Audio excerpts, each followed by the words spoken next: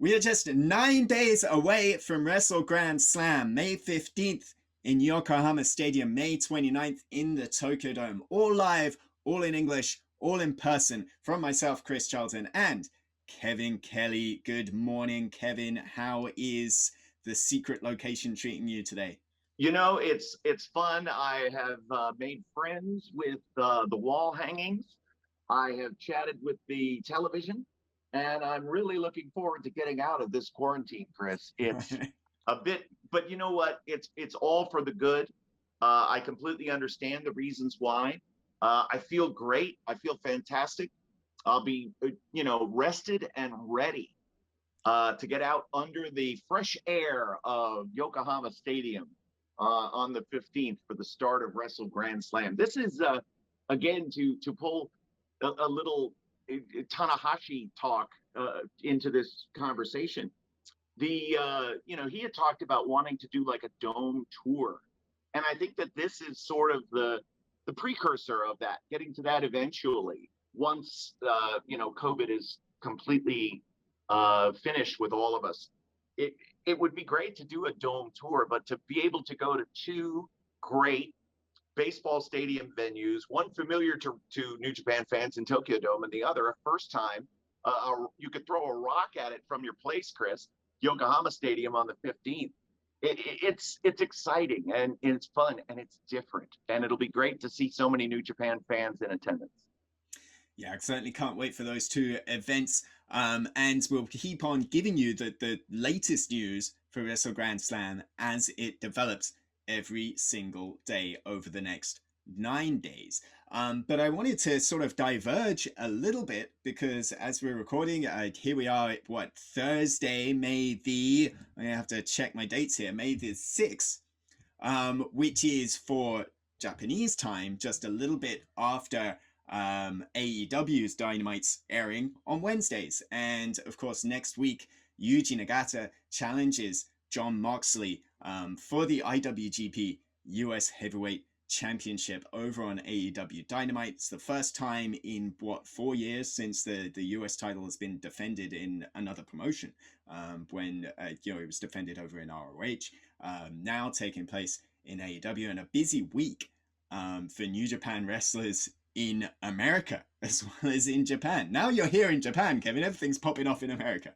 A big tag team main event, Nagata and Chris Dickinson Nagata and Ren Narita against Chris Dickinson and Jon Moxley coming up Friday night. We've got El Phantasmo popping up on Impact this week, and goodness knows what's going to happen there. So, such a crazy time for New Japan Pro Wrestling really all over the world. When you look at where we are in the landscape of the industry, this is really unprecedented. Historically, New Japan has worked with one promotion in addition to their partnership with CMLL, which continues on.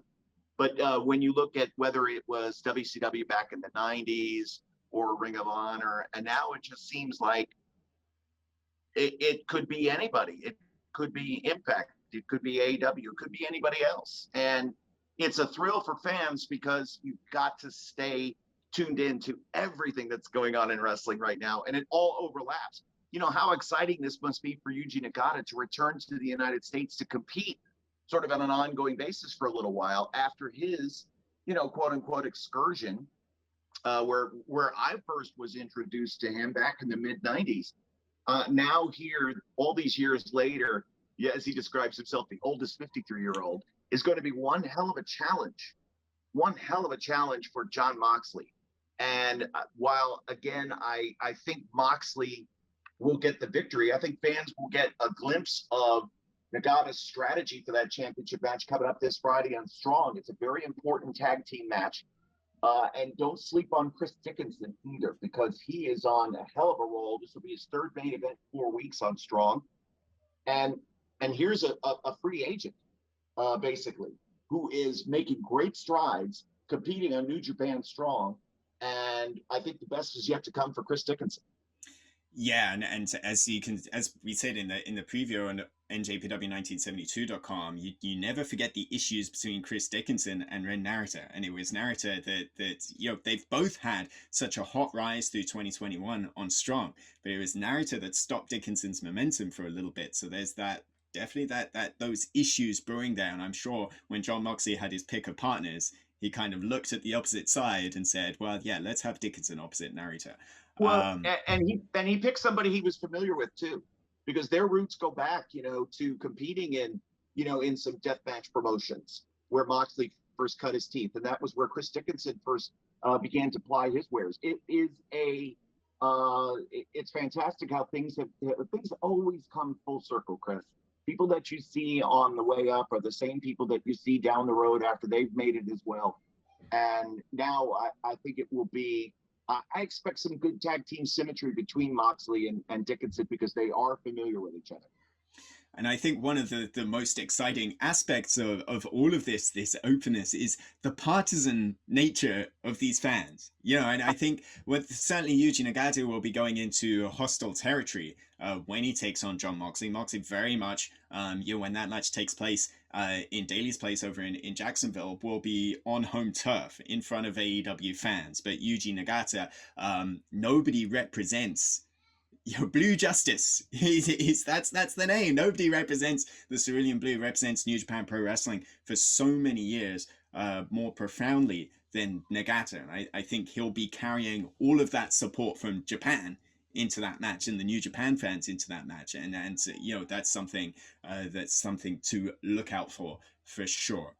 So much happening in New Japan Pro Wrestling all over the world, not just in Japan, in America as well. Of course, all eyes are going to be on Japan on Yokohama Stadium May the 15th and May the 29th in the Tokyo Dome. As soon as we have card updates for you, we're going to be breaking down everything over the next few days. Until then, go kigen yo, sayonara.